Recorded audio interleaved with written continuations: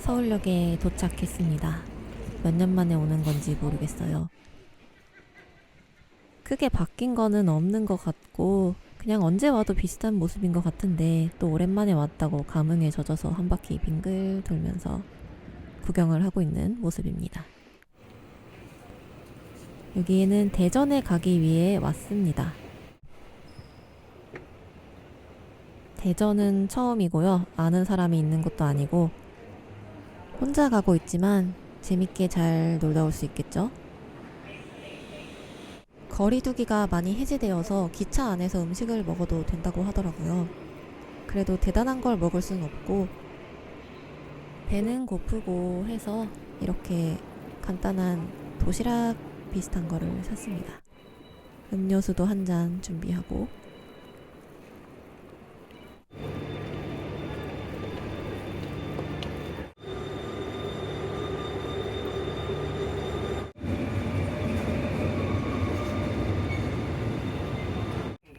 부산으로 가는 KTX 27 열차입니다.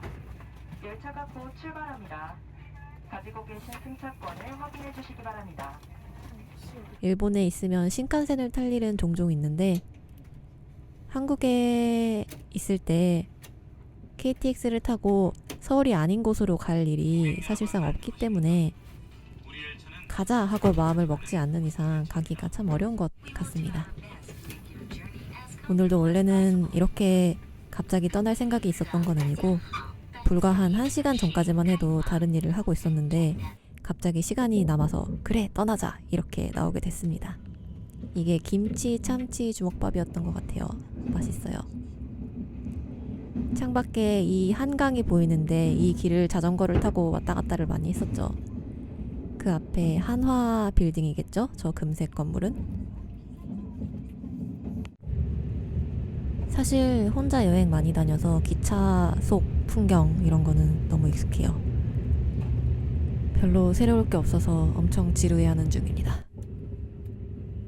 대덕구가 대전이죠? 생각보다 그렇게 오래 걸리지는 않았어요. 엄청 금방 오네요.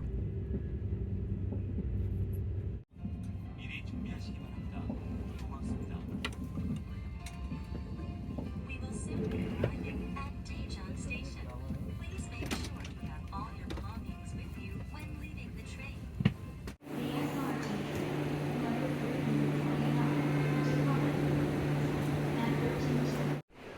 이번 여행에서 2가지 중요한 제약사항이 저한테 있었는데요. 첫 번째, 나는 대전에 대해서 아무것도 모른다. 두 번째, 내 핸드폰은 와이파이가 안 되면 완전히 무용지물이다. 데이터가 안 되는 상황이었어요. 그래서 KTX 안에 있는 와이파이를 사용해서 아주 겁나 열심히 어디를 갈지 조사를 했고요.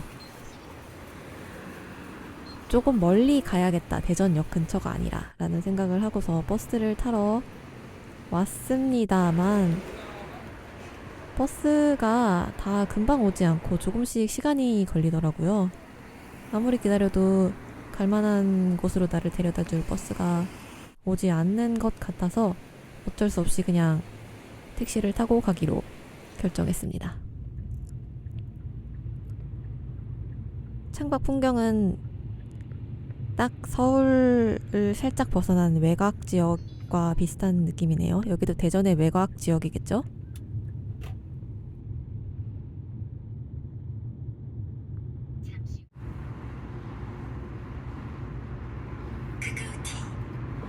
택시를 타니까 확실히 금방 가네요. 목적지는 한밭수목원입니다.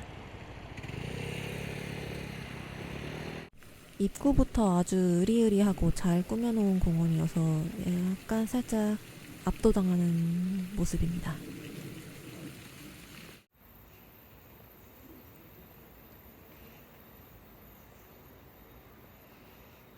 이날 사람이 별로 없어서 공간은 텅텅 비어 있었는데 오히려 그래서 더 넓어 보였던 것 같기도 해요.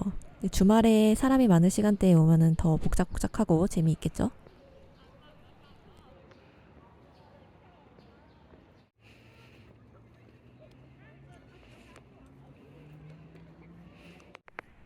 대전 is you, 대전 is you 라는 슬로건 옆에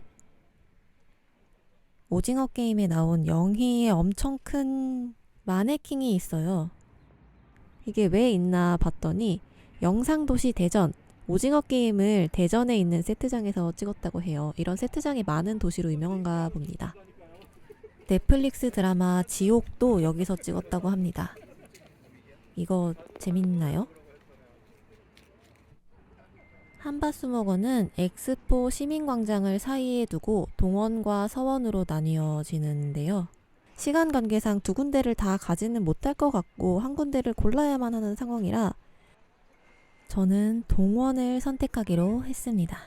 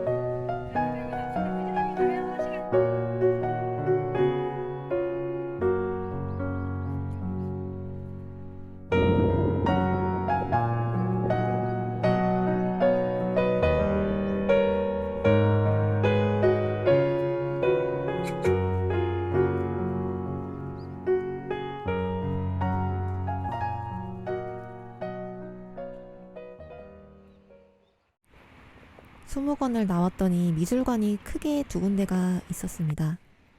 우선 첫 번째 이응로 미술관. 건물이 정말 아름답더라고요.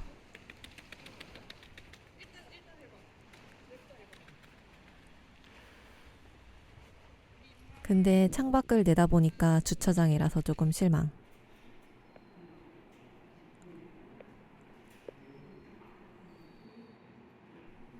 이응로 미술관은 그렇게 큰 미술관은 아니지만 입장권 가격도 저렴하고 건물도 아주 아름답기 때문에 구경할 재미가 있었습니다.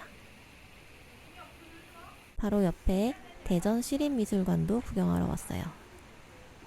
여기는 이응로 미술관보다는 조금 더 큰 미술관이라서 시간이 많이 있을 때 오면 더 좋았을 것 같아요.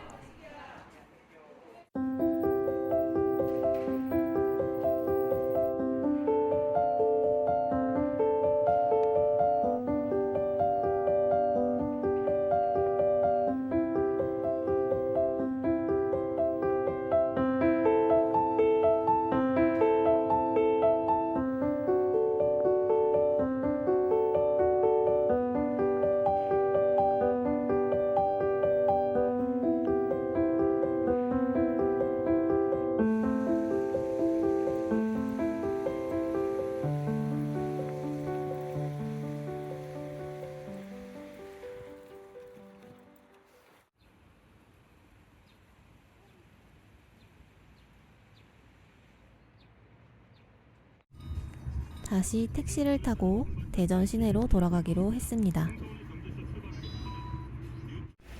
여기가 그 유명한 성심당 본점 앞입니다.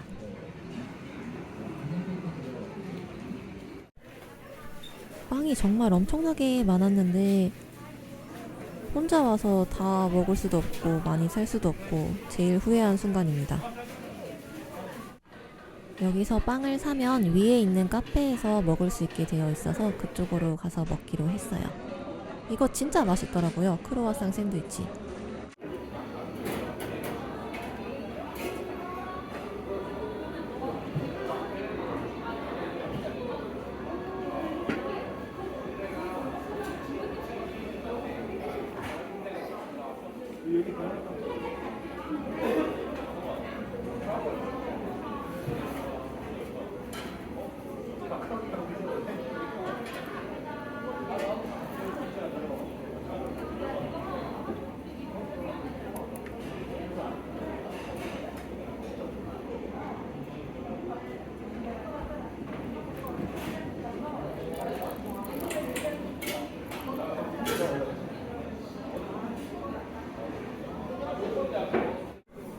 이건 초코 튀김 소보루인데 말 그대로 초코를 입힌 튀김 소보루인데 진짜 엄청 맛있어요. 튀김 소보루는 그냥 먹어도 맛있죠. 가만히 있어도 불티나게 팔리는 성심당의 대표 메뉴인데 그래서 그런지 지금까지는 튀김 소보루에 초코를 바르고 앉아있을 시간이 없다라는 이유로 초코 튀소 발매가 어려웠다고 해요. 그런데 최근에 비로소 초코 튀소를 발매할 만한 여유가 생겨서 드디어 우리가 이렇게 사 먹을 수 있게 되었다는 비하인드 스토리를 들었습니다. 이거 말고도 먹고 싶은 빵이 진짜 많았는데 내가 많이 먹지 못하는 게 이렇게 서러웠던 날은 없었습니다. 맛있었는데. 성심당 문화원이라는 건물이 새로 생겼다고 하더라고요. 4층 정도 되는 약간 높은 건물이었는데 그 안쪽에서 카페, 전시 이런 것들을 다루는 공간이었던 것 같습니다. 지금은 시간을 잇다라는 제목으로 성심당 창업과 관련된 에피소드를 연필 그림으로 표현한 전시를 하고 있습니다.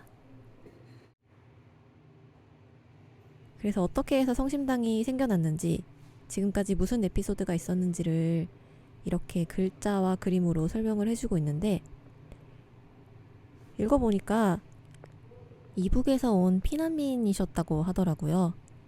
한동안 피난 생활을 하다가 서울로 가서 장사를 해야겠다 그 생각을 하고 기차를 타고 서울로 올라가던 중에 기차가 고장이 나가지고 대전에서 멈춰버렸대요. 어쩔 수 없이 대전에 내려서 거기서 이제 빵 장사를 시작했다라는 것이 성심당의 창업 비화라고 합니다.